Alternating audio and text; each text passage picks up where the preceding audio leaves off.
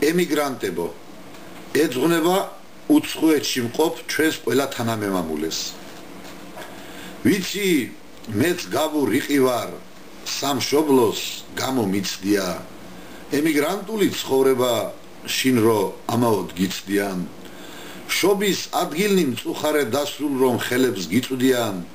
მეგობარ ნათესავები დარწ და ნაღველს რო გიზრდიან. ფიქრები ფიქრებს მრავალჯერ